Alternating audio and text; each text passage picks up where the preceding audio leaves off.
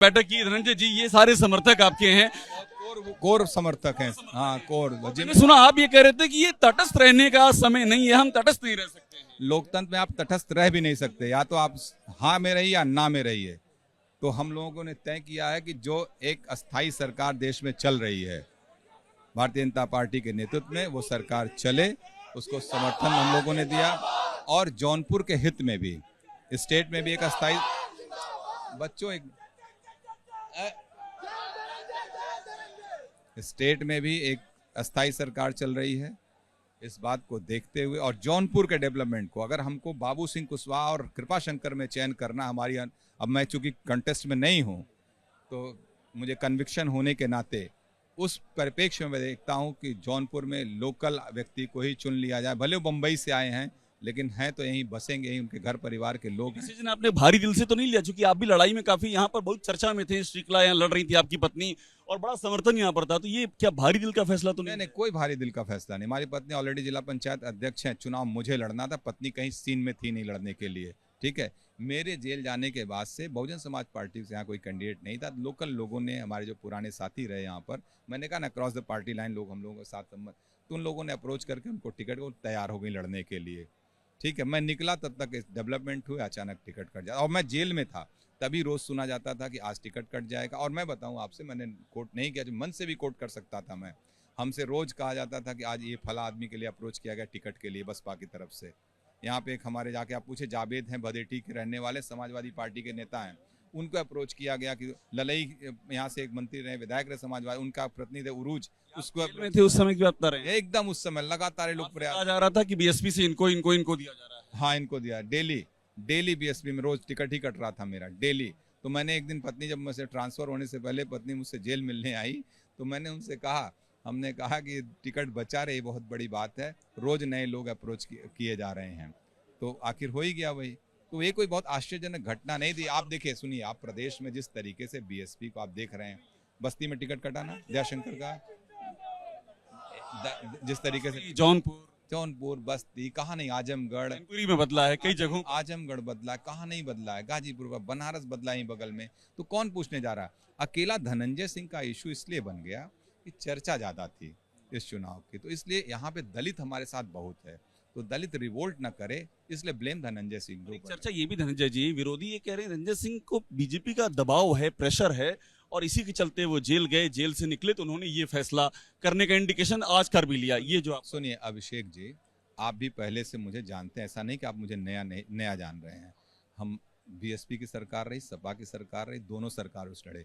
और बीजेपी की सरकार में 2020 में मेरे ऊपर दबाव तमाम डाल रहे थे बाई इलेक्शन लड़ने के लिए। जमानत यहीं भाजपा के मैं जब्त करा दिया था। हुई थी कि नहीं, आप पता कर लीजिए, रिकॉर्ड उठा दिया। अपनी सिक्योरिटी डिपॉजिट नहीं बचा पाई थी भारतीय जनता पार्टी, उसके खिलाफ। ये कोई विषय नहीं है। मुझे कन्विक्शन हो जाना एक बहुत बड़ा वो सवाल था चुनाव को लेकर। हमको उम्मीद थी कि मुझे कन्विक्शन स्टे मिल जाएगा हाई कोर्ट से, नहीं मिला। और हमारे पास टाइम नहीं था कि हम सुप्रीम कोर्ट भी जा सके, समझ रहे हैं। और तब तक पत्नी का टिकट भी कट गया। और ऐसा कोई दबाव हुआ, हम लोग किसी का दबाव नहीं मानने वाले हैं, ऐसा कहीं कोई वो नहीं है। और मैं आपको बता दूं, भारतीय जनता पार्टी, हमारे सभी नेताओं से अच्छे रिश्ते रहे हैं। मैं जब एमपी था तब भी मेरी प्रधानमंत्री से मुलाकात थी, तब प्रधानमंत्री जी उस समय के गुजरात के चीफ मिनिस्टर से 2011 में, माननीय गृह मंत्री जो आज अमित शाह जी हैं, उनसे मेरी मुलाकात है, अच्छी मुलाकात हम लोगों की रही, कभी ऐसा हो नहीं रहा। लेकिन हमारी राजनीति यहाँ की इंडिपेंडेंट की रही है हम लोगों की। और हम लोग 2016 में प्रिंसू जी एमएलसी बने, हम लोग बनाए। फिर 2022 में बीजेपी से उनके एमएलसी बने। हमारी पत्नी यहाँ पे ऑलरेडी बीजेपी में तेलंगाना में ज्वाइन की। उनके एक कजिन हैं, एकदम बुआ जी के लड़के हैं, विश्वेश्वर रेड्डी चेवेल्ला से भारतीय जनता पार्टी से चुनाव लड़ रहे हैं। आप देखिए, अभी उनकी कल 13 तारीख को पोलिंग समाप्त हुई है, सगी बुआ जी के लड़के हैं। तो बीजेपी को ज्वाइन किया उत्तर प्रदेश में, जब माइक्रो सदस्यता अभियान चल रहा था। हमारा झगड़ा बीजेपी से चल रहा है, लेकिन वो बीजेपी के माइक्रो सदस्यता अभियान में 1,57,000 लोगों को सदस्य बनाया था उन्होंने।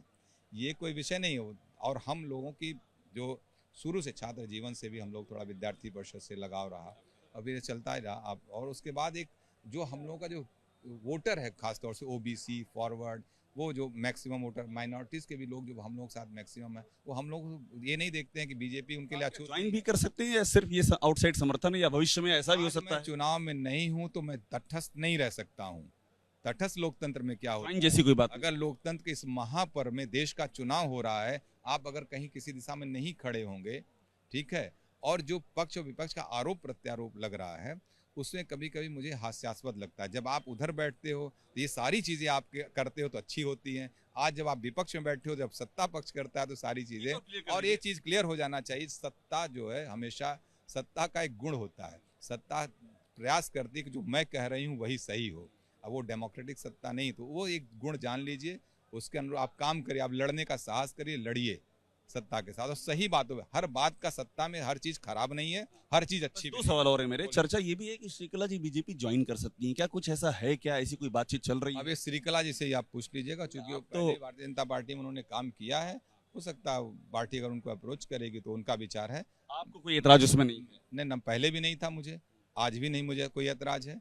मैं अपनी राजनीति कर रहा हूँ, इंडिपेंडेंट मैं आप कर इंडिपेंडेंट ही हाँ, रहेंगे। बिल्कुल एक इंडिपेंडेंट। आखिरी सवाल, जो आपने साजिश की बात अंजलि जी कही थी आपने जब आप बाहर आए थे, ये जो साजिश वाला प्रकरण था, ये थोड़ा आप क्लियर करेंगे, साजिश कौन कर रहा था? साजिश जब 2000, देखिए जिसका वेस्टेड इंटरेस्ट होता है वही, अगर मान लीजिए कोई आपको पद से हटाना, आपकी जगह आना चाह रहा होगा, तो वही ना प्लानिंग करेगा आपके अगेंस्ट में। तो यहाँ पे जो लोग, जो कंपनी के साथ जिसको पैसे का लाभ रहा होगा, या कंपनी को लग रहा होगा कि वहाँ चोरी कर रही है, तो उन सब लोगों ने लोकल लोगों को इन्वॉल्व करा के, और कुछ एक यहाँ पे एक प्रकरण हो गया था हमारे यहाँ, बेसिकली उसमें उस समय एक एडीजी होते थे यहाँ पे ब्रजभूषण शर्मा जी बनारस के, एक हमारे यहाँ लूट हुई थी महाराजा ज्वेलर्स करके।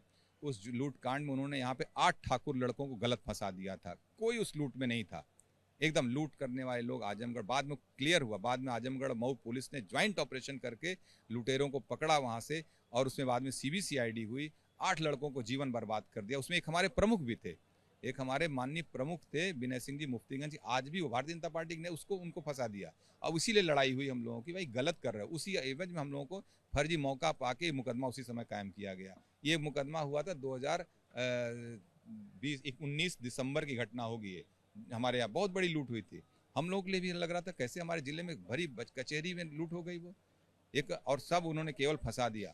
मैं सॉरी टू से, मैं कभी जात नहीं लेते, 8 ठाकुर सिर्फ और सिर्फ 8 ठाकुर लड़कों को ब्रजभूषण जी ने फंसा दिया। बात पर आप कायम है, आज भी की साजिश हुई है उस पर आप? साजिश हुई, बिल्कुल, उससे प्रशासनिक पुलिस के लोग मिलकर कुछ लोगों ने साजिश कर। फाइनली मोदी और योगी के साथ आप खड़े हैं आज की तारीख में, आप उनका आपका समर्थन है, उनको एकदम खुला समर्थन है मोदी और? बिल्कुल, हमारे एक एक सहयोगी जो हमारे साथ हैं वो सब लोग वोट करेंगे भारतीय जनता पार्टी। चुनाव में या आगे भी रहे? इस चुनाव में, सिर्फ इस चुनाव में, इस चुनाव तक समर्थन है मेरा।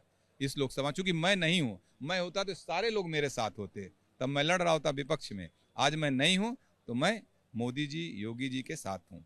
धनंजय सिंह हमारे साथ हैं, और यहाँ पर धनंजय सिंह के जो समर्थक हैं वो लगातार देखिए धनंजय सिंह के लिए नारे लगा रहे हैं। उन्होंने क्लियर कहा है कि वो बीजेपी के साथ हैं, बीजेपी को समर्थन का ऐलान कर रहे हैं, और ये भी कहा है कि उनकी पत्नी ज्वाइन कर सकती है, वो उनका फैसला होगा, उन्हें इसमें कोई एतराज नहीं है।